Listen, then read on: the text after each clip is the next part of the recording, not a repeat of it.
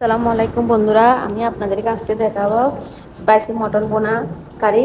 আমি মটনগুলোকে ভালোভাবে সিদ্ধ করে নিয়েছি প্রথমে। তারপর একে একে মটনগুলোতে মরিচের গুঁড়া, হলুদের গুঁড়া, ধনিয়ার গুঁড়া, জিরা গুঁড়া, গরম মশলার গুঁড়া, আদা বাটা, পেঁয়াজ বাটা, রসুন বাটা সব মশলা একত্রে দিয়ে ভালোভাবে কষে নিয়েছি। মটনগুলো ভালোভাবে আপনারা দেখতে পাচ্ছেন একদম তেল উপরে উঠে গেছে, কালারও কত সুন্দর এসেছে। সব মটনগুলোকে আমি ভালোভাবে কষে নিয়েছি।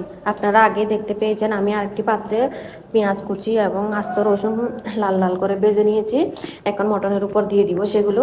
মটনগুলোকে আমি আরেকটু নেড়ে চেড়ে ভালোভাবে বোনা বোনা করে নিব।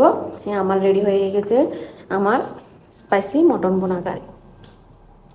দেখতেছেন মটন বোনাটা কালার কীরকম, একদম নরম এবং স্পাইসি হয়েছে মটন বোনাটা।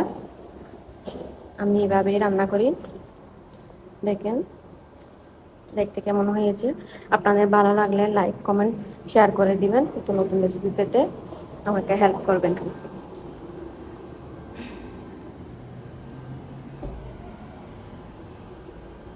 ধন্যবাদ।